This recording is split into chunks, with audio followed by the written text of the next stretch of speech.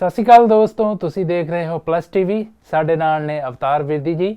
ਅਸੀਂ ਅੱਜ ਇਹਨਾਂ ਨਾਲ ਗੱਲ ਕਰਾਂਗੇ ਕੈਨੇਡਾ ਗਵਰਨਮੈਂਟ ਦੀ ਜਿਹੜੀ ਗਾਈਡ ਹੈ ਸਿਟੀਜ਼ਨਸ਼ਿਪ ਵਾਸਤੇ ਜਾਂ ਹੋਰ ਜਾਣਕਾਰੀਆਂ ਵਾਸਤੇ, ਉਹਨਾਂ ਦੇ ਐਰਰਸ ਬਾਰੇ। ਸੋ ਅਵਤਾਰ ਵਿਰਦੀ ਜੀ, ਤੁਹਾਡਾ ਬਹੁਤ ਬਹੁਤ ਸਵਾਗਤ ਹੈ ਜੀ।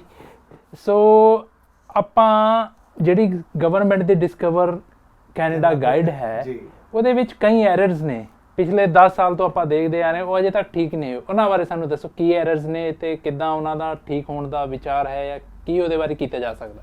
ਰਾਜ ਜੀ, ਪਹਿਲਾਂ ਤੇ ਪਲੱਸ ਟੀਵੀ ਦੇਖ ਰਹੇ ਸਾਰੇ ਹੀ ਦਰਸ਼ਕਾਂ ਨੂੰ ਮੇਰੇ ਵੱਲੋਂ ਪਿਆਰ ਅਤੇ ਸਤਿਕਾਰ ਭਰੀ ਸਤਿ ਸ੍ਰੀ ਅਕਾਲ, ਨਮਸਕਾਰ, ਆਦਾਬ ਜੀ।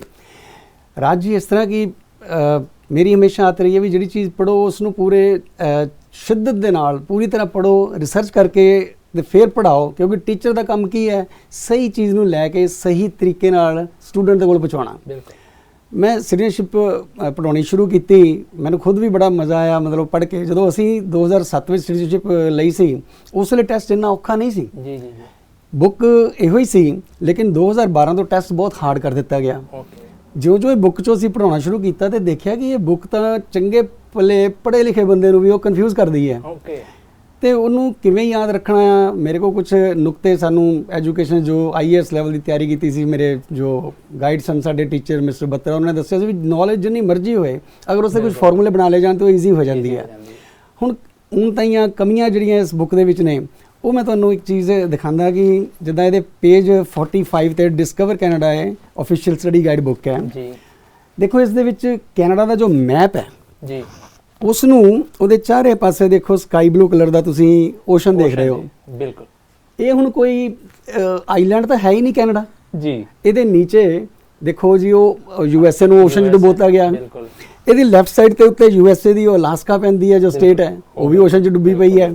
ਇੱਧਰ ਗ੍ਰੀਨਲੈਂਡ ਪੈਂਦਾ, ਇੱਥੇ ਜੋ ਹੈ ਆਈਸਲੈਂਡ ਪੈਂਦਾ, ਉਹ ਵੀ ਸਾਰਾ ਓਸ਼ਨ ਚ ਡੁੱਬਿਆ ਹੋਇਆ।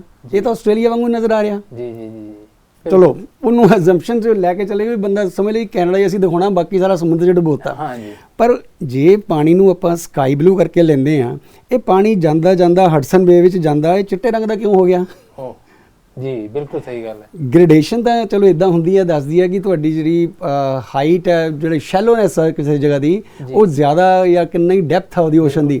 ਲੇਕਿਨ ਇੱਥੇ ਵਾਈਟ, ਫਿਰ ਆ ਗ੍ਰੇਟ 5 ਲੇਕਸ ਨੇ ਜੀ, ਜਿਹੜੀਆਂ ਬਾਰਡਰ ਦੇ ਪੈਂਦੀਆਂ ਨੇ ਓਨਟਾਰੀਓ ਦੇ ਤੇ USA ਦੇ ਜੀ, ਉਹਨਾਂ ਨੂੰ ਵਾਈਟ ਕਲਰ ਦਾ ਦਿਖਾਇਆ। ਇੱਧਰ ਲੱਗਦਾ ਪਾਣੀ ਆ, ਆਹ ਤਾਂ ਪਾਣੀ ਲੱਗਦਾ ਹੀ ਨਹੀਂ ਹੈ। ਬਿਲਕੁਲ ਬਿਲਕੁਲ। ਔਰ ਇਹ ਗ੍ਰੇਟ ਲੇਕਸ ਦੇ ਕੁਐਸਚਨ ਆਉਂਦੇ ਆ ਸਿਟੀਜ਼ਨਸ਼ਿਪ ਦੇ ਵਿੱਚ ਜੀ। ਬਿਲਕੁਲ ਸਹੀ ਗੱਲ ਹੈ ਨਾ। ਤਾਂ ਇਸ ਤਰ੍ਹਾਂ ਦੀਆਂ ਕਮੀਆਂ ਕਈ ਨੇ। ਮੈਂ ਕਿਹਾ ਗਵਰਨਮੈਂਟ ਨੂੰ ਕਿ ਦੇਖੋ, ਤੁਸੀਂ ਇਸ ਬੁੱਕ ਦੇ ਵਾਸਤੇ 24 ਜਿਹੜੇ ਆ ਸਕਾਲਰਸ ਨੂੰ ਐਕਨੋਲੇਜ ਕੀਤਾ ਹੈ, ਪਿੱਛੇ ਇਹਦੇ ਬੁੱਕ ਦੇ ਨਾਮ ਲਿਖੇ ਉਹਨਾਂ ਦੇ। ਓਕੇ। 16 ਉਹਦੇ ਵਿੱਚ ਡਿਪਾਰਟਮੈਂਟਸ ਹੈਗੇ ਆ, 4 ਆਰਗੇਨਾਈਜੇਸ਼ਨਸ ਦਾ ਧੰਨਵਾਦ ਕੀਤਾ ਹੈ ਵੀ ਤੁਸੀਂ ਇੰਨੀ ਕਿਤਾਬ ਨੂੰ, ਸਾਰੇ 66 ਪੇਜ ਦੀ ਕਿਤਾਬ ਆ, ਕੰਪਾਈਲ ਕਰਕੇ ਇਹਨੂੰ ਈਜ਼ੀ ਕਿਉਂ ਨਹੀਂ ਕਰ ਸਕੇ। ਬਿਲਕੁਲ ਮੁਹਿੰਮ ਜੀ, ਉਹ ਗਲਤੀ ਫੜ ਨਹੀਂ ਪਾ ਰਹੇ ਨੇ। ਜੀ ਜੀ ਜੀ, ਇਹ ਤਾਂ ਬਹੁਤ ਮੋਟੀਆਂ ਨਜ਼ਰ ਆ ਰਹੀਆਂ ਨੇ। ਬਿਲਕੁਲ ਬਿਲਕੁਲ। ਚਲੋ, ਹੁਣ ਮੈਂ ਜੋ ਕਮੀਆਂ ਪੇਸ਼ੀਆਂ ਵੀ ਮੈਂ ਇਹਨਾਂ ਵਿੱਚ ਹੋਰ ਗਣਾਉਂਦਾ ਕਿ ਜਿਵੇਂ ਹੁਣ ਆਪਾਂ ਲਈ ਜਾਂਦੀ ਹੈ ਕਿ 1982 ਦੇ ਵਿੱਚ Canadian charter of rights and freedom ਇੱਥੇ ਪ੍ਰੋਕਲੇਮ ਕੀਤਾ ਗਿਆ ਸੀ ਕੁਈਨ ਐਲਿਜ਼ਾਬੈਥ II ਦੇ ਦੁਆਰਾ ਜੀ। ਉਹਦੇ ਵਿੱਚ 4 ਸਾਨੂੰ ਰਾਈਟਸ ਐਕਸਟਰਾ ਹੋਰ ਦਿੱਤੇ ਗਏ ਸੀ। ਓਕੇ। ਜਿਹੜੇ ਵੀ ਬਾਹਰੋਂ ਲੋਕ PR ਆ ਰਹੇ ਆ, ਉਹਨਾਂ ਨੂੰ ਰਾਈਟਸ ਦਿੱਤੇ ਗਏ ਸੀ। ਇੱਕ ਸੀ ਮੋਬਿਲਿਟੀ ਰਾਈਟ ਜੀ, ਕਿ ਉਹ ਕਿਤੇ ਵੀ ਜਿਹੜਾ ਨਵਾਂ ਬੰਦਾ PR ਆਉਂਦਾ ਹੈ, he or she can live and work anywhere in Canada. Okay. ਇਸ ਰਾਈਟ ਦੇ ਵਿੱਚ ਕੀ ਇਹਨਾਂ ਨੇ ਲਿਖਿਆ ਹੈ ਕਿ Canadians can live and work anywhere they choose in Canada, enter and leave the country freely and apply for a passport. ਜਿਹੜੀਆਂ ਅਪਲਾਈ ਫॉर ਅ ਪਾਸਪੋਰਟ ਤੇ enter and leave the country freely, ਇਹ PR ਨਹੀਂ ਕਰ ਸਕਦਾ। ਉਹ ਜਦੋਂ ਮਰਜ਼ੀ ਚਲਾ ਜਾਏ, ਜਦੋਂ ਮਰਜ਼ੀ ਆ ਜਾਏ, 2 ਸਾਲ ਤੋਂ ਵੱਧ ਰਹੇ ਤੇ PR ਵਾਲੇ ਬੰਦੇ ਨੂੰ ਪ੍ਰੋਬਲਮ ਆ ਜਾਂਦੀ ਹੈ। ਬਿਲਕੁਲ ਬਿਲਕੁਲ। ਇਹ ਤਾਂ ਕੈਨੇਡੀਅਨ ਸਿਟੀਜ਼ਨਸ਼ਿਪ ਦੇ ਰਾਈਟਸ ਹੈਗੇ ਆ। ਬਿਲਕੁਲ ਸਹੀ ਗੱਲ। ਤੁਸੀਂ ਉਹਨਾਂ ਵਿੱਚ ਮਿਕਸ ਕਿਉਂ ਕਰ ਰਹੇ ਹੋ? ਮੇਰੇ ਇੱਕ ਸਟੂਡੈਂਟ ਜਿਹੜੀ ਹੈ ਉਹ ਪਹਿਲੀ ਵਾਰੀ ਫੇਲ ਹੋ ਗਈ ਸਰ, ਕਹਿੰਦੀ ਮੈਂ ਕਨਫਿਊਜ਼ ਹੋ ਗਈ, ਆਹ ਚੀਜ਼ ਇਸ ਤਰ੍ਹਾਂ ਨੇ। ਜੀ ਜੀ। ਦੂਸਰੀ ਵਾਰੀ ਫਿਰ ਉਹ 20 ਚੋਂ 20 ਨੰਬਰ ਲੈ ਕੇ ਗਈ। ਬਿਲਕੁਲ ਬਈ, 1 ਨੰਬਰ ਦੇ ਕਾਰਨ ਤੁਸੀਂ ਫੇਲ ਕਰ ਦਿੰਦੇ ਹੋ, ਤੇ ਇੰਨੀਆਂ ਜਿਹੜੀਆਂ ਸੀਰੀਅਸ ਮਿਸਟੇਕਸ ਨੇ। ਦੂਸਰਾ ਰਾਈਟ ਕੀ ਕਹਿੰਦਾ? Aboriginal people's rights। मैं पढ़ के सुनाऊंगा जी, the rights granted in the charter will not adversely affect any treaty or other rights of freedoms of Aboriginal peoples। ਹੁਣ ਤੁਸੀਂ ਮੈਂ ਆਪਾਂ ਨਵੇਂ ਆਏ, ਮੰਨ ਲਓ ਜੀ, ਸਾਨੂੰ ਕੀ ਪਤਾ ਕਿ Aboriginal ਦੇ ਰਾਈਟਸ ਕਿਹਦੀ ਤੁਸੀਂ ਗੱਲ ਕਰ ਰਹੇ ਹੋ। ਹਾਂਜੀ। ਮੈਂ ਰਿਸਰਚ ਕਰਕੇ ਜੋ ਫਿਰ ਦੇਖਿਆ ਕਿ ਉੱਪਰ ਮੋਬਿਲਿਟੀ ਰਾਈਟ ਤਾਂ ਦੇ ਦਿੱਤਾ ਕਿ ਲੋਕ ਜਿੱਥੇ ਵੀ ਜਾ ਕੇ ਚਾਹਣ ਰਹਿ ਸਕਦੇ ਆ, ਕੰਮ ਕਰ ਸਕਦੇ ਆ। ਵੀ ਮੈਂ ਮੰਨ ਲਓ ਮੈਂ ਸਰੀ ਵਿੱਚ ਆ ਗਿਆ ਜੀ, ਮੈਨੂੰ ਇੱਥੇ ਜਾਂ ਵੈਂਕੂਵਰ 'ਚ ਮੈਨੂੰ ਇੱਥੇ ਲੱਗਿਆ ਵੀ ਬੜਾ ਮਹਿੰਗਾ, ਮੈਂ ਫੈਮਿਲੀ ਨੂੰ ਲੈ ਕੇ ਮੈਂ ਟੋਰਾਂਟੋ ਚਲੇ ਜਾਣਾ, ਅਲਬਰਟਾ 'ਚ ਚਲੇ ਜਾਣਾ, ਕਿਤੇ ਵੀ ਸ਼ਹਿਰ ਹੋਰ ਮੂਵ ਹੋ ਜਾਂਦਾ, ਉਹ ਮੇਰਾ ਰਾਈਟ ਹੈ ਦਿੱਤਾ ਗਿਆ। ਬਿਲਕੁਲ। ਲੇਕਿਨ ਇਹ ਜਿਹੜਾ ਉੱਪਰਲਾ ਰਾਈਟ ਆਪਾਂ ਜ਼ਿਕਰ ਕੀਤਾ, ਇਹ ਟੈਂਪਰੇਰੀ ਫੋਰਨ ਵਰਕਰਸ ਦੇ ਲਈ ਨਹੀਂ ਹੈ। ਉਹ ਜਿੱਥੇ ਉਹਨੇ ਵੱਜ ਕੇ ਕੰਮ ਕਰਨਾ ਉੱਥੇ ਹੀ ਕਰੇਗਾ। ਇਹ ਕਲੀਅਰ ਥੋੜਾ ਜਿਹਾ ਹੋਣਾ ਚਾਹੀਦਾ ਸੀ ਇੱਥੇ। ਐਬਰੀਜਨਲ ਦੇ ਰਾਈਟਸ ਦੀ ਗੱਲ ਕਿਹੜੀ ਕੀਤੀ ਗਈ ਹੈ? ਹੁਣ ਮੋਬਿਲਿਟੀ ਰਾਈਟ ਨਾਲ ਕਿਤੇ ਵੀ ਚਲੇ ਜਾਓ, ਲੇਕਿਨ ਉਹਨਾਂ ਦੇ ਹੱਕ ਜਿਹੜੇ ਆ ਉਹ ਐਡਵਰਸਲੀ ਇਫੈਕਟ ਨਹੀਂ ਕਰਨਗੇ। ਉਹ ਕਿਹੜੇ? ਐਬਰੀਜਨਲ ਲੋਕਾਂ ਨੂੰ ਕੁਝ ਜਿਹੜੀਆਂ ਰਿਜ਼ਰਵ ਲੈਂਡ ਦਿੱਤੀਆਂ ਗਈਆਂ ਨੇ ਜੀ। ਨਵੇਂ ਤੁਹਾਡੇ ਮੇਰੇ ਵਰਗੇ PR ਆਏ ਹੋਏ, ਉਹਨਾਂ ਦੀਆਂ ਰਿਜ਼ਰਵ ਲੈਂਡ ਤੇ ਜਾ ਕੇ ਨਹੀਂ ਰਹਿ ਸਕਦੇ ਉਹਨੀ ਪਰਮਿਸ਼ਨ ਬਿਨਾਂ। ਉਹ ਪਰ ਮੈਂਸ਼ਨ ਤੇ ਕਰੋ ਇੱਥੇ। ਬਿਲਕੁਲ। ਕਿਉਂ ਤੁਸੀਂ ਉਸ ਚੀਜ਼ ਨੂੰ ਅਵੋਇਡ ਕੀਤਾ ਹੋਇਆ? ਬਿਲਕੁਲ। ਹਾਲੇ ਹੋਰ ਇਸ ਕਈ ਗਲਤੀਆਂ ਨੇ, ਕਿਉਂਕਿ ਇੱਕ ਵਾਰੀ ਉਸ ਚੀਜ਼ ਨੂੰ ਸਮਝਣਾ ਬੜਾ ਲੱਗਦਾ ਹੈ, ਪਰ ਮੇਰੀ ਕੋਸ਼ਿਸ਼ ਹੁੰਦੀ ਹੈ ਕਿ ਉਸ ਨੂੰ ਲੇਮੈਨ ਦੇ ਤਰੀਕੇ ਦੇ ਨਾਲ ਮੈਂ ਆਪਣੇ ਸਟੂਡੈਂਟ ਨੂੰ ਕਲੀਅਰ ਕਰ ਦਿਆਂ, ਤਾਂ ਕਿ ਜੇ ਕੋਈ ਸਾਡਾ TV ਪ੍ਰੋਗਰਾਮ ਦੇਖ ਰਹੇ ਆ ਜਿਨ੍ਹਾਂ ਨੂੰ ਨਹੀਂ ਵੀ ਬਹੁਤਾ ਇੰਟਰਸਟ, ਉਹਨਾਂ ਨੂੰ ਹੈ ਯਾਰ ਅੱਛਾ ਇਦਾਂ ਦੀਆਂ ਗਲਤੀਆਂ ਵੀ ਹੁੰਦੀਆਂ ਨੇ। ਹੁਣ ਆਪਾਂ ਤੇ 100% ਟਰਸਟ ਕਰਕੇ ਚੱਲਣਾ ਵੀ ਜੋ ਬੁੱਕ ਲਿਖੀ ਗਈ ਹੈ ਉਹ ਸਹੀ ਹੈ, ਲੇਕਿਨ ਸਾਨੂੰ ਉਹ ਕਨਫਿਊਜ਼ ਕਰ ਰਹੀ ਹੈ। ਠੀਕ ਹੈ ਜੀ, ਸਹੀ ਗੱਲ ਹੈ। ਹੁਣ ਤਾਂ ਹੀ ਆਪਾਂ ਜਿਹੜੇ ਅਗਲੇ ਆਪਣੇ ਸੈਗਮੈਂਟ ਆਉਣਗੇ ਆਪਾਂ ਉਹਨਾਂ 'ਚ ਕਰਾਂਗੇ ਹੋਰ, ਲੇਕਿਨ ਹੁਣ ਇਹਨੂੰ ਮੈਂ ਆਸਾਨ ਕਿਵੇਂ ਬਣਾਉਂਦਾ ਜੀ? ਜੀ ਹਾਂ ਜੀ। ਫੋਰ ਐਗਜ਼ਾਮਪਲ ਕਿ ਇਹ Canadian charter of rights and freedom ਇਹ ਕਿੱਥੋਂ ਲਿਆ ਗਿਆ ਹੈ? ਇਹ 1215 ਦੇ ਵਿੱਚ ਜੀ 1215 ਈਅਰ ਦੇ ਵਿੱਚ ਇੰਗਲੈਂਡ ਦੇ ਵਿੱਚ ਮੈਗਨਾ ਕਾਰਟਾ ਨਾਮ ਦਾ ਗ੍ਰੇਟ ਚਾਰਟਰ ਆਫ ਫਰੀडम्स ਇੰਗਲੈਂਡ ਦੇ ਲੋਕਾਂ ਨੂੰ ਹੋਰ ਫਰੀडम्स ਦਿੱਤੀਆਂ ਗਈਆਂ ਸੀ। ਅੱਛਾ ਜੀ। ਰਾਈਟ ਤਾਂ ਉਹਨਾਂ ਕੋਲ ਪਹਿਲਾਂ ਦੇ ਸੀ ਕਿਉਂਕਿ ਇੰਗਲੈਂਡ ਦੇ ਲੋਕ ਸੀ ਜੀ। ਸਾਨੂੰ ਬਾਹਰੋਂ ਆਇਆਂ ਨੂੰ ਚਾਰੇ ਰਾਈਟਸ ਦਿੱਤੇ ਗਏ, ਸਾਨੂੰ ਉਹ ਫਰੀडम्स ਤੇ ਰਾਈਟਸ ਮਿਲਾ ਕੇ ਸਾਡਾ ਇਹ ਚਾਰਟਰ ਬਣਾਇਆ ਗਿਆ ਹੈ। 800 ਸਾਲ ਪੁਰਾਣਾ ਜੋ ਹੈਰੀਟੇਜ ਸਾਡੀ ਜਿਹੜੀ ਹੈ ਉਹ ਇੰਗਲੈਂਡ ਨੇ ਸਾਨੂੰ ਇੱਥੇ ਕੈਨੇਡਾ ਆਉਣ ਵਾਲਿਆਂ ਨੂੰ ਦਿੱਤੀ। ਓਕੇ। ਉਹਦੇ ਵਿੱਚ ਕਿੰਨੀਆਂ ਸਾਰੀਆਂ ਫਰੀडम्स ਮੈਂਸ਼ਨਡ ਹੈ। ਹੁਣ ਦੇਖੋ ਇਸ ਬੁੱਕ ਦੇ ਵਿੱਚ ਤੁਸੀਂ ਇਹਨੂੰ ਸਕਰੀਨ ਤੇ ਜਿੱਦਾਂ ਦਿਖਾ ਵੀ ਰਹੇ ਹੋ ਕਿ freedom of conscience and religion, freedom of thought, belief, opinion and expression including freedom of speech and the press, peaceful assembly and freedom of association. ਬੰਦਾ ਕਹਿੰਦਾ ਯਾਰ ਮੈਂ ਇੰਨੀਆਂ ਚੀਜ਼ਾਂ ਕਿਵੇਂ ਯਾਦ ਰੱਖਾਂਗਾ? ਉਹਦਾ ਇੱਕ ਆਰਗੇਨਾਈਜ਼ ਵੇ ਕਰੋ। ਬਿਲਕੁਲ। ਮੈਂ ਆਪਣੇ ਸਟੂਡੈਂਟਸ ਨੂੰ ਕੀ ਦੱਸਦਾ, ਇੱਕ ਫਾਰਮੂਲਾ ਬਣਾ ਲਓ ਜੀ। ਮੈਂ ਉਹ ਬਣਾ ਕੇ ਆਪਣੀ ਜੋ ਬੁੱਕ ਮੈਂ ਇਸ ਦੀਆਂ ਉਨਤਾਈਆਂ ਦੇਖ ਕੇ, ਹੁਣ ਮੈਂ ਬੁੱਕ ਮੇਰੀ ਇਹ ਰਿਲੀਜ਼ ਹੋਣ ਜਾ ਰਹੀ ਹੈ ਨਵੰਬਰ ਦੇ ਵਿੱਚ ਹੀ, ਉਹਦਾ ਇੱਕ ਫਾਰਮੂਲਾ ਬਣਾਤਾ ਫਰੀडम्स ਦਾ ਜੀ। AB prospect. Okay. AB prospect ਜੀ। A ਤੋਂ ਇੱਕ ਫਰੀडम ਹੋਏਗੀ, B ਤੋਂ ਇੱਕ ਹੋਏਗੀ, ਉਹ ਆਪਾਂ ਗਣਵਾ ਦਿੰਦੇ ਹਾਂ ਜ਼ੁਬਾਨੀ ਜੀ। ਉਹ ਯਾਦ ਕਰਨੀ ਆਸਾਨ ਹੋ ਜਾਂਦੀ ਆ। ਫਰੀडम ਆਫ A ਤੋਂ ਫਰੀडम ਆਫ ਐਸੋਸੀਏਸ਼ਨ, ਅਸੀਂ ਕੋਈ ਵੀ ਨਾਮ ਦੀ ਐਸੋਸੀਏਸ਼ਨ ਤਿਆਰ ਕਰ ਸਕਦੇ ਹਾਂ ਜੀ। ਕ੍ਰੀਏਟਿਵ ਕੰਸਟਰਕਟਿਵ ਕੰਮ ਕਰਨ ਲਈ ਗੁਰੂ ਨਾਨਕ ਚੈਰੀਟੇਬਲ ਆਰਗੇਨਾਈਜੇਸ਼ਨ ਹੈ ਨਾ, ਦਸ਼ਮੇਸ਼ ਆਰਗੇਨਾਈਜੇਸ਼ਨ, ਜਾਂ ਮੁਹੰਮਦ ਸਾਹਿਬ ਦੇ ਨਾਮ ਤੇ, ਜੀਸਸ ਦੇ ਨਾਮ ਤੇ, ਜੋ ਵੀ ਤੁਸੀਂ ਰੱਖਣਾ ਚਾਹੋ, ਇਹ ਸਾਨੂੰ ਅਲਾਓ ਕੀਤਾ ਗਿਆ। ਫਰੀडम ਦਿੱਤੀ ਗਈ 1982 ਤੋਂ, ਉਸ ਤੋਂ ਪਹਿਲਾਂ ਨਹੀਂ ਸੀ। ਓਕੇ। ਯਾਨੀ ਕਿ ਕੋਈ ਵੀ ਅਸੀਂ ਸੰਸਥਾ ਤਿਆਰ ਕਰਨੀ ਹੈ, ਕਿਸੇ ਵੀ ਨਾਮ ਤੇ ਰੱਖਣੀ ਹੈ, ਕ੍ਰੀਏਟਿਵ ਹੋਵੇ ਪਰ ਉਹ ਟੈਰਰਿਜ਼ਮ ਵਾਲੀ ਨਾ ਹੋਵੇ ਜੀ। ਮਤਲਬ ਕਿ ਹਰ ਚੀਜ਼ ਕੰਸਟਰਕਟਿਵ ਵਾਲੇ ਪਾਸੇ ਹੋਵੇ, ਕਿ ਐਸੋਸੀਏਸ਼ਨ ਬਣਾਉਣੀ ਹੈ, ਆਪਾਂ ਜੋ ਵੀ ਚੰਗਾ ਸਮਾਜ ਲਈ ਕੰਮ ਕਰ ਸਕਦੇ ਹਾਂ। ਬੀ ਫਰੀडम ਆਫ ਬਿਲੀਫ ਜੀ। ਤੁਹਾਡਾ ਕਿਸੇ ਵੀ ਕੰਮ ਦੇ ਵਿੱਚ ਬਿਲੀਫ ਹੈ ਜੀ, ਕਿਸੇ ਵੀ ਫੀਲਿੰਗ 'ਚ, ਕਿਸੇ ਵੀ ਗੱਲ ਵਿੱਚ ਤੁਹਾਡਾ ਬਿਲੀਫ ਹੈ ਵੀ ਆਹ ਚੀਜ਼ ਇੱਦਾਂ ਹੁੰਦੀ, ਜੇ ਮੈਂ ਆਹ ਕਰਾਂ ਤੇ ਮੇਰਾ ਆਹ ਕੰਮ ਹੋ ਜਾਣਾ, ਉਹ ਵੀ ਸਾਨੂੰ ਫਰੀडम ਦਿੱਤੀ ਗਈ ਕਿ ਤੁਹਾਨੂੰ ਇੱਕ ਵਾਰੀ ਜ਼ਿੰਦਗੀ ਮਿਲੀ ਹੈ, ਪੂਰੀ ਤਰ੍ਹਾਂ ਆਜ਼ਾਦੀ ਨਾਲ ਜੀਓ ਜੀ। A B ਦੋ ਵਰਡ ਹੋ ਗਏ ਜੀ। ਹੁਣ ਪ੍ਰੋਸਪੈਕਟ, P ਤੋਂ ਕੀ ਆਇਆ? Freedom of press. 1982 ਦੇ ਵਿੱਚ ਪ੍ਰੈਸ ਨੂੰ ਬਹੁਤ ਫਰੀडम ਦਿੱਤੀ ਗਈ ਵੀ ਤੁਸੀਂ ਗਵਰਨਮੈਂਟ ਜੇ ਗਲਤ ਕੰਮ ਕਰ ਰਹੀ ਹੈ ਖੁੱਲ ਕੇ ਬੋਲੋ। ਬਿਲਕੁਲ। ਕਿਸੇ ਦੇ ਖਿਲਾਫ ਵੀ ਤੁਸੀਂ ਬੋਲਣਾ, ਤੁਹਾਨੂੰ ਪਬਲਿਕ ਸੰਭਾਲੇਗੀ, ਤੁਹਾਨੂੰ ਪਬਲਿਕ ਨੂੰ ਤੁਸੀਂ ਅਕਾਊਂਟੇਬਲ ਹੈ। ਬਿਲਕੁਲ। ਪਰ ਤੁਸੀਂ ਆਪਣੇ ਵਿਚਾਰ ਓਪਨਲੀ ਦੇ ਸਕਦੇ ਆ ਜੀ। ਰਾਈਟ ਜੀ। ਤਾਂ ਪ੍ਰੋਸਪੈਕਟ R ਤੋਂ ਆ ਗਿਆ ਫਰੀडम ਆਫ ਰਿਲੀਜਨ। ਇੱਥੇ ਆ ਕੇ ਤੁਹਾਨੂੰ ਜਿਹੜਾ ਵੀ ਰਿਲੀਜਨ ਵਧੀਆ ਲੱਗਦਾ ਹੈ ਤੁਸੀਂ ਅਪਣਾ ਸਕਦੇ ਹੋ, ਕਨਵਰਟ ਹੋਣਾ ਹੈ, ਤੁਹਾਨੂੰ ਫਰੀडम ਹੈ ਜੀ। ਜਦੋਂ ਬੱਚਾ ਐਡਲਟ ਹੋ ਗਿਆ ਉਸ ਨੂੰ ਕੋਈ ਮਨਾ ਨਹੀਂ ਕਰ ਸਕਦਾ, ਕੋਈ ਰੋਕ ਨਹੀਂ ਸਕਦਾ। ਹੁਣ ਆਪਾਂ ਬਹੁਤ ਸਾਰੇ ਦੇਖਦੇ ਹਾਂ ਜੋ ਇੰਗਲਿਸ਼ ਪੀਪਲ ਆ, ਉਹ ਹਿੰਦੂ ਧਰਮ ਚ ਆਏ ਹੋਇਆ, ਹਰੇ ਰਾਮਾ ਹਰੇ ਕ੍ਰਿਸ਼ਨਾ ਪੂਰੇ ਦੁਨੀਆ ਵਿੱਚ ਉਹਨਾਂ ਦਾ ਫੈਲਿਆ, ਉਹ ਬੜਾ ਇੰਜੋਏ ਕਰਦੇ ਆ। ਅਸੀਂ ਇੱਥੇ ਸਰੀ ਮੰਦਿਰ ਜਾਂਦੇ ਆ, ਉਹਨਾਂ ਦਾ ਗਰੁੱਪ ਉਸ ਦਿਨ ਬੈਠਾ ਹੁੰਦਾ ਜਨਮ ਅਸ਼ਟਮੀ ਤੇ, ਹੈ ਨਾ। ਜੇ ਕੋਈ ਸਿੱਖ ਵੀ, ਆਪਣੇ ਪੰਜਾਬੀ ਲੋਕ ਆ, ਹਿੰਦੂ ਲੋਕ ਆ, ਬੜੇ ਕ੍ਰਿਸਚਨ ਵੀ ਬਣੇ ਹੋਏ ਆ, ਕਨਵਰਟ ਹੋ ਰਹੇ ਨੇ, ਕਨਵਰਟ ਹੋ ਰਹੇ ਆ। ਉਹ ਕਹਿੰਦੇ ਫਰੀडम ਹੈ ਇਨਸਾਨ ਨੂੰ, ਜਿਸ ਦਾ ਜਿੱਥੇ ਮਨ ਟਿਕ ਗਿਆ ਉਹ ਇੰਜੋਏ ਕਰੋ। ਇਹ ਗਵਰਨਮੈਂਟ ਮੈਂ ਕਹਿੰਦਾ ਵਧੀਆ ਗੱਲ ਕੀਤੀ ਹੈ, ਪਰ ਫੋਰਸੀਬਲ ਕੁਝ ਨਹੀਂ ਹੋਣਾ ਚਾਹੀਦਾ ਜੀ। ਓਕੇ। तो फ्रीडम ऑफ प्रेस अपनी हो गई, फ्रीडम ऑफ रिलीजन हो गया। ਹੁਣ prospect PRO, freedom of opinion ਜੋ ਤੁਹਾਡੀ ਰਾਏ ਆ, ਮੇਰੀ ਜੋ ਰਾਏ ਆ, ਮੈਂ ਆਪਣੀ ਰਾਏ ਖੁੱਲ ਕੇ ਦੇ ਰਿਹਾ, ਮੈਨੂੰ ਆਜ਼ਾਦੀ ਹੈ ਕੈਨੇਡਾ 'ਚ। ਜੀ ਜੀ ਜੀ ਜੀ, ਠੀਕ ਹੈ ਜੀ। ਬਿਲਕੁਲ ਬਿਲਕੁਲ ਤਾਂ ਫਰੀडम ਆਫ ਓਪੀਨੀਅਨ ਮੈਂ ਜੋ ਦੇਣਾ ਚਾਹਾਂ, ਸਾਨੂੰ ਸਾਰਿਆਂ ਨੂੰ ਆਜ਼ਾਦੀ ਦਿੱਤੀ ਗਈ। ਬਿਲਕੁਲ ਓਕੇ, ਫਿਰ ਪ੍ਰੋਸ ਐਸ ਆ ਗਿਆ ਵਰਡ, ਜੀ ਫਰੀडम ਆਫ ਸਪੀਚ। ਮੈਂ ਕਿਤੇ ਵੀ ਜਾ ਕੇ ਲੋਕਾਂ ਨੂੰ ਇਕੱਠੇ ਕਰਕੇ ਕਹਾਂ ਵੀ ਮੈਂ ਆਪਣੇ ਵਿਚਾਰਾ ਦੇਣਾ ਚਾਹੁੰਦਾ, ਤੁਸੀਂ ਕਿੰਨੇ ਮੇਰੇ ਨਾਲ ਜੁੜਦੇ ਆ, ਕਿਸੇ ਵੀ ਤਰੀਕੇ ਨਾਲ ਆਪਾਂ, ਚਾਹੇ ਰੇਡੀਓ, ਟੀਵੀ, ਪ੍ਰੈਸ, ਆਪਾਂ ਕਿਸੇ ਵੀ ਜਗ੍ਹਾ ਆਪਣੀ ਸਪੀਚ ਪਬਲਿਸ਼ ਕਰਵਾ ਸਕਦੇ ਆ, ਬੋਲ ਸਕਦੇ ਆ, ਦੱਸ ਸਕਦੇ ਆ। ਜੀ, it's up to the people, ਕਿਉਂਕਿ ਡੈਮੋਕ੍ਰੇਸੀ ਹੈ। ਬਿਲਕੁਲ ਬਿਲਕੁਲ ਰਾਈਟ। ਔਰ ਇਹ ਬੜੇ ਵਧੀਆ ਗੱਲਾਂ ਇੱਥੇ ਵਾਸਤੇ ਆ, ਔਰ ਪ੍ਰੈਕਟੀਕਲੀ ਇੰਪਲੀਮੈਂਟ ਵੀ ਹੁੰਦੀਆਂ। ਹੁਣ ਏ ਬੀ ਪ੍ਰੋਸ, ਜੀ ਪ੍ਰੋਸ ਤੱਕ ਚਲੇ ਗਏ, ਫਿਰ ਪੈਕਟ, ਫਿਰ ਪੀ ਆ ਗਿਆ, ਫਰੀडम ਆਫ ਪੀਸਫੁਲ ਅਸੈਂਬਲੀ। ਆਪਾਂ ਰਾਜ ਜੀ ਜਿੱਥੇ ਵੀ ਇਕੱਠੇ ਹੋਣਾ, ਬਿਲਕੁਲ ਬਿਲਕੁਲ ਅਸੈਂਬਲੀ ਕਰਨੀ ਆ, ਅਸੀਂ ਸਰਕਾਰ ਦਾ ਵਿਰੋਧ ਕਰਨਾ, ਮੰਨ ਲਓ ਕਿਸੇ ਦਾ ਵੀ ਪ੍ਰਾਈਮ ਮਿਨਿਸਟਰ ਦਾ ਵੀ ਵਿਰੋਧ ਹੁੰਦਾ ਹੈ, ਕੋਈ ਵੀ ਮਿਨਿਸਟਰ ਹੈ, ਕਿਸੇ ਵੀ ਬੰਦੇ ਦਾ ਵਿਰੋਧ ਹੈ, ਪੀਸਫੁਲ ਕਰਨਾ ਹੈ। ਅਸੀਂ ਤਖਤੀਆਂ ਲੈ ਕੇ ਉਹ ਜੋ ਵੀ ਤੁਸੀਂ ਕਹਿਣਾ ਚਾਹੁੰਦੇ ਹੋ ਅਗਲਾ ਪੜ੍ਹੇ ਵੀ ਆਹ ਜਿਹੜੀ ਚੀਜ਼, ਜਿੱਦਾਂ ਗੋ ਬੈਕ ਸਾਈਮਨ ਆਪਣਾ ਉਦੋਂ ਜੀ ਜੀ, ਪਿੱਛੇ ਜੇ ਫਾਰਮਰਸ ਦਾ ਹੁੰਦਾ ਸੀਗਾ, ਫਾਰਮਰਸ ਦਾ, ਪਰ ਪੀਸਫੁਲ ਕਰਨਾ, ਕੋਈ ਤੋੜ ਭੰਨ ਨਹੀਂ ਕਰਨੀ, ਬਿਲਕੁਲ ਕਿਸੇ ਦੀ ਪ੍ਰਾਪਰਟੀ ਨੂੰ ਡੈਮੇਜ ਨਹੀਂ ਹੋਣਾ ਚਾਹੀਦਾ, ਕੋਈ ਜਾਨ ਨਹੀਂ ਜਾਣੀ ਚਾਹੀਦੀ। ਜੀ ਜੀ ਜੀ, ਤੁਹਾਨੂੰ ਪੂਰਾ ਹੀ ਉਸ ਚੀਜ਼ ਦੀ ਫਰੀडम ਹੈ, ਫਰੀडम ਪਬਲਿਕ ਨੂੰ ਪਤਾ ਲੱਗੇ। ਜੀ। ਹੁਣ ਪ੍ਰੋਸਪੈਕਟ ਈ, ਜੀ ਫਰੀडम ਆਫ ਐਕਸਪ੍ਰੈਸ਼ਨਸ।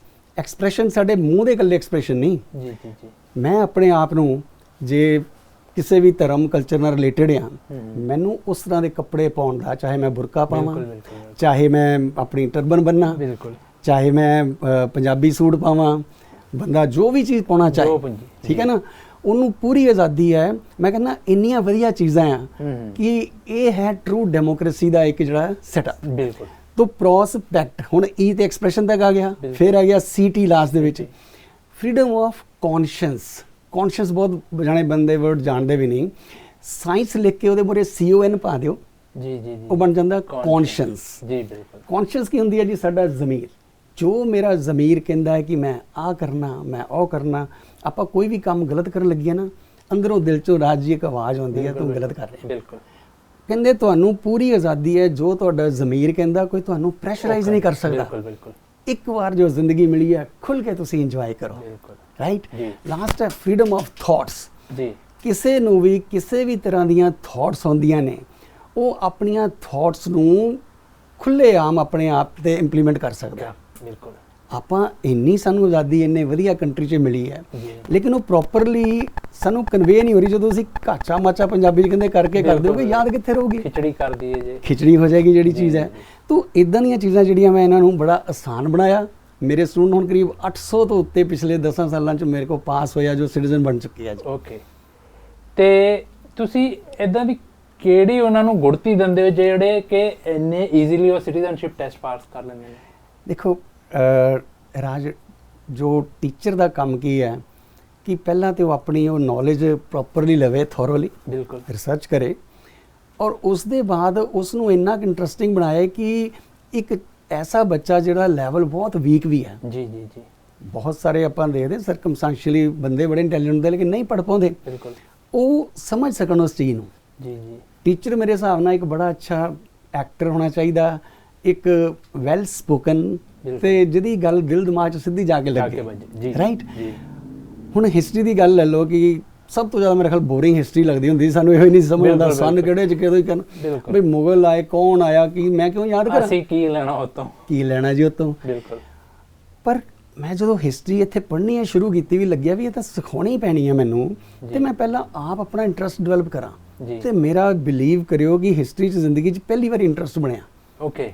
ਹੁਣ ਇਹ ਕਿਵੇਂ ਆਸਾਨ ਬਣਾਉਣੀ ਹੈ ਜੀ, ਈਅਰ ਤੁਹਾਨੂੰ ਕਿਸ ਤਰ੍ਹਾਂ ਯਾਦ ਕਰਵਾਉਣੇ ਆ, ਜੀ ਜੀ, ਮੈਂ ਉਸ ਦੇ ਵਿੱਚ ਇੰਨਾ ਘੁਲ ਮਿਲ ਗਿਆ ਕਿ ਹੁਣ ਜਿੱਦਾਂ ਸਟੂਡੈਂਟ ਤੁਸੀਂ ਆ, ਤੁਹਾਨੂੰ ਮੈਂ ਚੀਜ਼ਾਂ ਦੱਸਣੀਆਂ, ਤੁਸੀਂ ਜ਼ਿੰਦਗੀ ਭਰ ਨਹੀਂ ਭੁੱਲੋਗੇ। ਬਿਲਕੁਲ। 1916 ਦਾ ਟਾਈਮ ਤੁਸੀਂ ਲੈ ਲਓ, ਠੀਕ ਹੈ ਜੀ। 1916 ਇੱਕ ਈਅਰ ਯਾਦ ਕਰ ਲਿਆ, ਠੀਕ ਹੈ ਜੀ। ਉਸ ਵੇਲੇ ਵਰਲਡ ਵਾਰ ਚੱਲ ਰਹੀ ਸੀ, 14 ਤੋਂ 18 ਤੱਕ ਚੱਲੀ ਸੀ, 14, 16, 18 ਜੀ, ਈਵਨ ਨੰਬਰ ਯਾਦ ਕਰ ਲਓ। ਬਿਲਕੁਲ, ਠੀਕ ਹੈ ਨਾ, ਨਾਲੇ ਬੰਦੇ ਨੂੰ ਯਾਦ ਹੋ ਗਿਆ ਕਿ ਵਰਲਡ ਵਾਰ 1। 16 ਦੇ ਵਿੱਚ 3 ਚੀਜ਼ਾਂ ਹੋਈਆਂ। ਨੰਬਰ 1, ਇੱਕ ਤਾਂ ਦੁਨੀਆ ਭਰ ਦੇ ਵਿੱਚ ਨਾ ਔਰਤਾਂ ਦੀ ਇੱਕ ਮੁਹਿੰਮ ਚੱਲੀ ਹੋਈ ਸੀ ਕਿ ਸਾਨੂੰ ਵੋਟਿੰਗ ਰਾਈਟ ਦਿਓ। ਔਰਤਾਂ ਨੂੰ ਪਹਿਲਾਂ ਵੋਟਿੰਗ ਦਾ ਰਾਈਟ ਨਹੀਂ ਸੀਗਾ, ਕਿਤੇ ਵੀ ਨਹੀਂ ਸੀਗਾ, ਕਿਤੇ ਵੀ ਨਹੀਂ ਸੀਗਾ ਦੁਨੀਆ ਭਰ 'ਚ। ਓਕੇ। ਔਰ ਲੋਕ, ਔਰਤਾਂ ਜੱਦੋ ਜਹਿਦ ਕਰ ਰਹੀਆਂ ਸੀ ਵੀ ਅਸੀਂ ਵੀ ਹੁਣ ਐਜੂਕੇਟਿਡ ਹੋ ਗਈਆਂ, ਸਾਨੂੰ ਹੱਕ ਕਿਉਂ ਨਹੀਂ ਦੇ ਰਹੇ ਜੀ। ਤੇ ਉਸ ਮੂਵਮੈਂਟ ਦਾ ਨਾਂ ਸੀ ਵਿਮਨ ਸਫਰੇਜ ਮੂਵਮੈਂਟ। ਇਹਦਾ ਸਫਰ ਕਰਨਾ ਹੁੰਦਾ ਨਾ, ਜੀ ਜੀ ਜੀ, ਵੀ ਆਪਾਂ ਸਫਰ ਕਰਦੇ ਆ, ਪਰੇਸ਼ਾਨੀ ਜੋ ਲੰਘਦੇ ਆ, ਤੇ ਸਫਰੇਜ ਮੂਵਮੈਂਟ ਉਹਦਾ ਨਾਮ ਸੀਗਾ, ਵਿਮਨ ਸਫਰੇਜ ਮੂਵਮੈਂਟ। ਔਰਤਾਂ ਦੀ ਇਹ ਕਸ਼ਟ ਦੀ ਜਿਹੜੀ ਲਹਿਰ ਸੀ ਜੀ। ਤੇ ਉਸ ਦੀ ਜੋ ਲੀਡਰ ਸੀ ਕੈਨੇਡਾ ਦੇ ਵਿੱਚ, ਉਹ ਸੀ ਡਾਕਟਰ ਇਮਲੀ ਸਟੋਵ। ਓਕੇ, ਹੁਣ ਆਪਾਂ ਯਾਦ ਕਿਵੇਂ ਕਰਨੇ ਆ ਵੀ ਮਨ ਵਿੱਚ ਵਿਦ ਬਿਲਕੁਲ, ਡਿਊ ਬਿਲਕੁਲ। ਰਿਸਪੈਕਟ ਆਪਾਂ ਉਹ ਨਹੀਂ ਲੂਜ਼ ਕਰਨੀ। ਇਮਲੀ ਖਾਂਦੀ ਸੀ ਬਹੁਤ ਤੇ ਸਟੋਵ ਚਲਾਉਂਦੀ ਸੀ, ਉਹਨਾਂ ਦਿਨਾਂ 'ਚ ਸਟੋਵ ਚੱਲਦੇ ਸੀ, ਬਿਲਕੁਲ, ਬੜਾ ਬੜੀ ਸੌਖਾ ਟੇਸਟੀ। ਜਿਹਾ ਹੋ ਉਸ ਗਿਆ। ਕੋਈ ਤਰੀਕਾ ਲੱਭਣਾ ਆਪਾਂ ਜਿਹੜਾ ਜੀ, ਹੈ ਨਾ, ਜੀ। ਡਾਕਟਰ ਇਮਲੀ ਸਟੋਵ ਜੀ, ਉਹ ਲੀਡਰ ਸੀ। ਹੁਣ ਗਵਰਨਮੈਂਟ ਹੱਕ ਨਹੀਂ ਸੀ ਦੇ ਰਹੀ ਔਰਤਾਂ ਨੂੰ। ਉਹਦਾ ਕੀ ਕਾਰਨ ਸੀਗਾ? ਹਿਸਟਰੀ ਇਹ ਦੱਸਦੀ ਆ ਕਿ ਸਰਕਾਰਾਂ ਕੋਲੋਂ ਜਦੋਂ ਵੀ ਕੁਝ ਬੰਦਿਆਂ ਨੇ ਲੈਣਾ ਆਪਣਾ ਨਾ, ਤੇ ਜ਼ਬਰਦਸਤੀ ਲੈਣਾ ਪੈਂਦਾ, ਸਰਕਾਰਾਂ ਆਰਾਮ ਨਾਲ ਨਹੀਂ ਦਿੰਦੀਆਂ। ਬਿਲਕੁਲ ਬਿਲਕੁਲ, ਤਾਂ ਹਿਸਟਰੀ ਤੋਂ ਅਸੀਂ ਇਹ ਚੀਜ਼ ਸਿੱਖਦੇ ਆਏ ਹਾਂ ਕਿ ਅੱਜ ਦੀ ਨਹੀਂ, ਇਹ ਤਾਂ ਬਹੁਤ ਪੁਰਾਣੀਆਂ ਗੱਲਾਂ। ਬਿਲਕੁਲ ਸਹੀ ਗੱਲ ਹੈ। ਹੁਣ 1916 ਚ ਔਰਤਾਂ ਨੇ ਲਹਿਰ ਚੁੱਕੀ ਹੋਈ ਸੀ। 1916 ਵਿੱਚ ਹੀ ਜੋ ਆਪਣੀ ਪਾਰਲੀਮੈਂਟ ਹੈ ਓਟਵਾ ਦੇ ਵਿੱਚ, ਜੀ, ਉਹਦਾ central part electric short circuit ਹੋ ਗਿਆ ਉੱਥੇ, ਤੇ ਉਹਦੇ ਨਾਲ ਉਹ ਸੈਂਟਰਲ ਪਾਰਟ ਸੜ ਗਿਆ। ਉਹ ਇਹਦੇ ਬਾਰੇ ਮੈਨੂੰ ਕੋਈ ਨੌਲੇਜ ਨਹੀਂ, ਮੈਨੂੰ ਪਤਾ ਹੀ ਪਤਾ ਹੀ ਆਪਾਂ ਨਹੀਂ ਨੂੰ। ਹੈ। ਹੁਣ ਆਪਾਂ ਇਦਾਂ ਗੱਲਾਂ ਕਰਦੇ ਹੋਏ ਜੇ ਪੜ੍ਹੀਏ ਤੇ ਪੜ੍ਹਾਈਏ, ਬਿਲਕੁਲ ਬਿਲਕੁਲ, ਯਾਰ ਪਤਾ ਨਹੀਂ ਲੱਗਦਾ ਕਦੋਂ 2-3 ਘੰਟੇ ਵੀ ਬੀਤ ਜਾਣੇ ਆ। ਬਿਲਕੁਲ ਸਹੀ ਗੱਲ ਹੈ। ਹੁਣ ਉਹਨੂੰ ਇਦਾਂ ਸੋਚੋ ਕਿ ਔਰਤਾਂ ਨੇ ਬੰਦਿਆਂ ਨੂੰ ਸ਼ਰਾਪ ਦਿੱਤਾ, ਤੁਸੀਂ ਸਾਨੂੰ ਨਾ ਵੋਟਾਂ ਪਾਉਣ ਦਿੰਦੇ ਆ, ਨਾ ਐਮਪੀ ਬਣਾਉਣ ਦਿੰਦੇ ਆ, ਬਣਨ ਦਿੰਦੇ ਆ, ਜੀ, ਸੜੋ ਮਰੋ ਵਿੱਚ ਜਾ ਕੇ। ਉਹ ਲੇਡੀਜ਼ ਕੁੜੀਆਂ ਬੜਾ ਈਜ਼ੀਲੀ ਲੇਡੀਜ਼ ਯਾਦ ਕਰਦੀਆਂ ਜੀ। ਵੀ ਵਾਕਈ ਗੱਲ ਸਹੀ ਹੈ, ਬੰਦੇ ਉਹ ਠੀਕ ਹੈ ਨਾ। ਬਿਲਕੁਲ ਬਿਲਕੁਲ, ਤੇ ਬੜੀ ਇੰਟਰਸਟਿੰਗ ਹੀ ਹੋ ਜਾਂਦੀ ਹੈ। ਇੰਟਰਸਟਿੰਗ ਹੋ ਜਾਂਦੀ ਚੀਜ਼। ਜੀ। ਪੜ੍ਹਾਈ ਤਾਂ ਬੜੀ, ਮੈਂ ਕਹਿੰਦਾ ਜਦੋਂ ਤੁਸੀਂ ਪੜ੍ਹਨ ਲੱਗ ਪਓ, ਤੁਹਾਨੂੰ ਇੱਕ ਵਾਰੀ ਕਿਤਾਬਾਂ ਦਾ ਸ਼ੌਂਕ ਪੈ ਗਿਆ ਜਾਂ ਕੋਈ ਵਧੀਆ ਟੀਚਰ ਮਿਲ ਜਾਏ, ਤੁਹਾਨੂੰ ਪਤਾ ਹੀ ਨਹੀਂ ਲੱਗਦਾ ਕਦੋਂ ਟਾਈਮ ਬੀਤ ਜਾਂਦਾ। ਬਿਲਕੁਲ, ਰਾਈਟ। ਤੇ ਉਹ ਬੰਦਿਆਂ ਨੂੰ ਕਹਿ ਲਓ ਸ਼ਰਾਪ ਦਿੱਤਾ ਵੀ ਤੁਸੀਂ ਸੜੋ ਮਰੋ, ਸਾਨੂੰ ਵੋਟਾਂ ਦਾ ਹੱਕ ਨਹੀਂ ਦਿੰਦੇ। ਤੇ 1916 ਵਿੱਚ ਹੀ ਸਭ ਤੋਂ ਪਹਿਲਾਂ ਔਰਤਾਂ ਨੂੰ ਵੋਟਾਂ ਦਾ ਹੱਕ ਦੇਣ ਵਾਲਾ ਐਮਐਲਏ ਬਣਾਉਣ ਵਾਸਤੇ ਉਹ ਮੈਨੀਟੋਬਾ ਸੀ। ਉਹ ਕਹਿੰਦਾ ਦੇਵੀਓ ਸ਼ਰਾਪ ਦੇ ਕੇ ਸਾਡੀ ਲੋਕਲ ਜਿਹੜੀ ਪ੍ਰੋਵਿੰਸ਼ੀਅਲ ਪਾਰਲੀਮੈਂਟ ਨਾਲ ਸਾੜ ਦਿਓਗੇ ਤੇ ਤੁਹਾਨੂੰ ਅਸੀਂ ਵੋਟਾਂ ਦਾ ਹੱਕ ਦਿੱਤਾ। ਓਕੇ, ਹੁਣ 1916 ਵਿੱਚ 3 ਚੀਜ਼ਾਂ ਹੋਈਆਂ, ਤੁਹਾਨੂੰ ਉਹਦਾ ਲਿੰਕ ਹੋ ਗਿਆ, ਉਹ ਤੁਹਾਨੂੰ ਉਹ ਸਨ ਨਹੀਂ ਕਦੀ ਭੁੱਲਣਾ। ਜੀ, ਆਈ ਮੀਨ ਟੂ ਸੇ ਕਿ ਇਹ ਚੀਜ਼ਾਂ ਨੂੰ ਜਦੋਂ ਆਪਾਂ ਇਦਾਂ ਲਿੰਕ ਕਰਕੇ ਉਹਦੀ ਬਿਲਕੁਲ। ਇੱਕ ਕ੍ਰੋਨੋਲੋਜੀਕਲ ਆਰਡਰ ਦੇ ਵਿੱਚ ਮੈਂ ਚੀਜ਼ ਸਮਝਾਉਣਾ, ਪਹਿਲਾਂ ਤਾਂ ਮੈਂ ਖੁਦ ਸਮਝ ਕੇ ਇੰਨਾ ਇੰਪ੍ਰੈਸ ਹੋਇਆ ਆਪਣੇ ਆਪ ਤੇ। ਮੈਂ ਕਿਹਾ ਯਾਰ ਕਮਾਲ ਹੈ, ਸਾਨੂੰ ਕਿਉਂ ਨਹੀਂ ਇਦਾਂ ਚੀਜ਼ ਪੜ੍ਹਾਈ ਗਈ? ਬਿਲਕੁਲ ਕਿਉਂਕਿ ਐਜ਼ ਅ ਟੀਚਰ ਮੇਰੀ ਡਿਊਟੀ ਬਣਦੀ ਸੀ ਕੋਈ ਮੇਰੇ ਕੋਲ ਪੜ੍ਹਨ ਆਵੇ ਤੇ ਮੈਂ ਉਹਦੇ ਤੇ ਬੋਝ ਨਾ ਪਾਵਾਂ, ਬਿਲਕੁਲ, ਉਹਨੂੰ ਮੈਂ ਇਸ ਤਰ੍ਹਾਂ ਕਰਕੇ ਭੇਜਾਂ ਵੀ ਮੈਂ ਫੀਸ ਪੇ ਕੀਤੀ ਆ, ਈਜ਼ੀ ਹੋ ਗਿਆ, ਮੇਰੇ ਸਿਰ ਦਾ ਬੋਝ ਲਾਤਾ ਇਹਨਾਂ ਨੇ, ਤੇ ਮੈਂ ਹੁਣ ਰਿਲੈਕਸ ਹੋ ਕੇ ਪੜ੍ਹਾਂ ਤੇ ਨਾਲ ਮੈਂ ਪਾਸ ਹੋ ਜਾ। ਬਿਲਕੁਲ ਸਹੀ ਉਹ ਸਟੂਡੈਂਟਸ ਪਹਿਲੀ ਵਾਰੀ ਚੀਜ਼ ਆਪਣੇ ਆਪ ਪਾਸ ਹੋ ਜਾਂਦੇ ਆ ਜੀ, ਮੈਨੂੰ ਤਾਂ ਮੇਰਾ ਤਾਂ ਕੰਮ ਆਸਾਨ ਹੋ ਜਾਂਦਾ। ਜੀ ਜੀ ਜੀ ਜੀ। ਇਹ ਤਰੀਕਾ ਮੇਰਾ ਜਿਹੜਾ ਜੀ ਹਰ ਚੀਜ਼ ਨੂੰ ਮੈਂ ਇੰਟਰਸਟਿੰਗ ਬਣਾਉਣਾ, ਇਹਦਾ ਹਿਸਟਰੀ ਨੂੰ ਜੀ। ਸੋ ਜੀ ਇਹ ਤਾਂ ਹੋ ਗਈ ਸਟੂਡੈਂਟਸ ਦੀ ਗੱਲ, ਤੇ ਹੋਰ ਕੋਈ ਐਰਰਸ ਜਿਹੜੇ ਉਹਦੇ ਵਿੱਚ ਹੋਣ ਤੇ ਇਹਨਾਂ ਨੂੰ ਕੀ ਤੁਸੀਂ ਅੱਗੇ ਲਿਆਂਦਾ ਇਹਨਾਂ ਦੇ ਕਿ ਚੇਂਜ ਕੀਤੇ ਜਾਣ, ਜਾਂ ਕੋਈ ਨਾ ਦੇ ਵਿੱਚ ਇੰਪਲੀਮੈਂਟੇਸ਼ਨ ਕੋਈ ਹੋਰ ਹੋਵੇ? ਦੇਖੋ ਰਾਜ ਬ੍ਰਦਰ, ਮੈਂ 2010 ਤੋਂ ਸਿਟੀਜ਼ਨਸ਼ਿਪ ਪੜ੍ਹਾ ਰਿਹਾ, ਔਰ ਜਦੋਂ ਮੈਂ ਪੜ੍ਹਾਈ ਇਹ ਕਿਤਾਬ ਦੇ ਰਾਹੀਂ ਮੈਨੂੰ ਕਾਫੀ ਚੀਜ਼ਾਂ ਲੱਗੀਆਂ ਯਾਰ ਕਿ ਇਦਾਂ ਸਹੀ ਨਹੀਂ ਹੈ। ਲੇਕਿਨ ਗਵਰਨਮੈਂਟ ਨੂੰ ਬਾਰ-ਬਾਰ ਲਿਖਣ ਦੇ ਬਾਵਜੂਦ ਮੈਂ ਅਖਬਾਰਾਂ ਵਿੱਚ ਵੀ ਮੈਂ ਦਿੱਤਾ, ਅਖਬਾਰਾਂ ਨੇ ਵੀ ਛਾਪਿਆ, ਇੱਥੇ ਲੋਕਲ ਜਿਹੜੇ ਪੇਪਰ ਨੇ, ਲੇਕਿਨ ਗਵਰਨਮੈਂਟ ਕੋ ਪਤਾ ਨਹੀਂ ਟਾਈਮ ਹੀ ਨਹੀਂ ਹੈ। ਕਿ ਐਗਜ਼ਾਮਪਲ ਇੱਕ ਹੋਰ ਲੈ ਲਓ ਐਰਰ ਦੀ, ਕਿ ਇਸ ਬੁੱਕ ਦੇ ਵਿੱਚ ਭਾਵੇਂ ਇਹ ਆਨਲਾਈਨ ਐਜ਼ ਇਟ ਇਜ਼ ਹੀ ਹੁਣ ਪਈ ਹੋਈ ਹੈ ਜੀ, ਜਿਹੜੇ ਆਪਣੇ ਸਿੰਬਲ ਹੈ, ਕੈਨੇਡਾ ਦੇ ਪਾਸਪੋਰਟ ਦੇ ਬਾਹਰ ਇੱਕ ਸਿੰਬਲ ਹੁੰਦਾ ਜਿਹਨੂੰ ਕਹਿੰਦੇ ਆ ਕੋਟ ਆਫ ਆਰਮਸ। ਜੀ, ਤਾਂ ਕੋਟ ਆਫ ਆਰਮਸ ਜਿਹੜਾ ਹੈ ਉਹ ਕਿੰਨਾ ਇੰਪੋਰਟੈਂਟ ਸਿੰਬਲ ਹੈ ਜੀ। ਜੀ ਬਿਲਕੁਲ, ਜਿੱਦਾਂ ਇੰਡੀਆ ਦਾ ਆਪਣਾ ਪਾਸਪੋਰਟ ਹੈ ਤੇ ਉੱਤੇ 3 ਸ਼ੇਰ ਬਣੇ, ਇੱਕ ਦਾ ਮੂੰਹ ਪਿਛਲੇ ਪਾਸੇ ਨੂੰ ਆ। ਤਾਂ ਕੋਟ ਆਫ ਆਰਮਸ ਜੋ ਇਹਦੇ ਪੇਜ 7 ਤੇ ਵੀ ਦਿਖਾਇਆ ਗਿਆ ਹੈ, ਮੈਂ ਤੁਹਾਨੂੰ ਦਿਖਾ ਰਿਹਾ ਗਵਰਨਮੈਂਟ ਦਾ ਜੋ ਪਾਸਪੋਰਟ ਦੀ ਤੁਸੀਂ ਦੇਖੋਗੇ, this is called coat of arms ਜੀ। ਹੁਣ ਇਹ ਪੁਰਾਣੇ ਬਿੱਲ ਜਦੋਂ ਸੀਗੇ ਉਹਨਾਂ ਦੇ ਉੱਤੇ ਜਿਹੜੇ ਡਾਲਰਸ ਸੀ, ਆਈ ਮੀਨ ਉਹਨਾਂ ਤੇ ਦੱਸਿਆ ਗਿਆ ਕਿ ਇਹ ਕੋਟ ਆਫ ਆਰਮਸ ਕਿੱਥੇ ਵੇਖੇ ਜਾ ਸਕਦੇ ਆ, those can be scene on dollar bills ਜੀ, ਰਾਈਟ।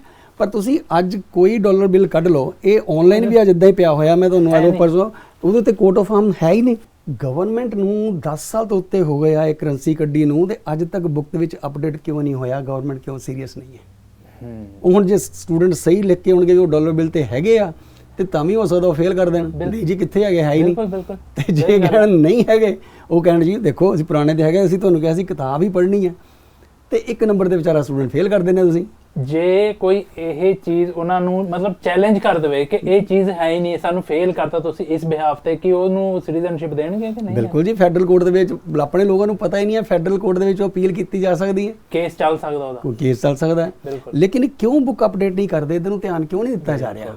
ਗਵਰਨਮੈਂਟ ਕਿਸ ਤਰ੍ਹਾਂ, ਅਸੀਂ ਤਾਂ ਕੈਨੇਡਾ 'ਚ ਆਪਾਂ ਆਉਂਦੇ ਹਾਂ ਵੀ ਇੱਥੇ ਨੀਅਰਲੀ ਪਰਫੈਕਸ਼ਨ ਆ ਹਰ ਸਿਸਟਮ ਦੀ, ਬਿਲਕੁਲ। ਲੇਕਿਨ ਇੰਨੀਆਂ ਹੁਣ ਤਾਈਆਂ ਇੰਨੀਆਂ ਸ਼ਾਰਟਕਮਿੰਗਸ ਹੋਣ ਕਿ ਗਵਰਨਮੈਂਟ ਦੀ ਕੇਅਰਲੈਸਨੈਸ ਹੋਵੇ। 10 ਸਾਲ ਹੋ ਗਏ ਹੁਣ ਮੇਰੇ ਵਰਗਾ ਬੰਦਾ ਪ੍ਰੈਸ ਰਾਹੀਂ ਹਰ ਜਗ੍ਹਾ ਜਾ ਕੇ ਰਿਕੁਐਸਟ ਕਰਦਾ, ਰੌਲਾ ਪਾਉਂਦਾ ਵੀ ਪਲੀਜ਼ ਇਹਨੂੰ ਅਪਡੇਟ ਕਰ ਦਿਓ। ਕਿੰਨਾ ਕੁ ਟਾਈਮ ਲੱਗਣਾ? ਉਹ ਗਵਰਨਮੈਂਟ ਇਹਨੂੰ ਜੋ ਛੇੜਨਾ ਹੀ ਨਹੀਂ, ਬਸ ਇਸ ਪਾਸੇ ਨੂੰ ਸੋਚਦੀ ਨਹੀਂ ਪਈ। ਔਰ ਇੰਨਾ ਪਜ਼ਲ ਮਤਲਬ ਬੰਦਾ ਹੋ ਜਾਂਦਾ ਕਿ ਬੁੱਕ ਨੂੰ ਬੜੇ ਡਿਸਆਰਗੇਨਾਈਜ਼ਡ ਵੇ ਨਾਲ ਲਿਖਿਆ ਹੋਇਆ।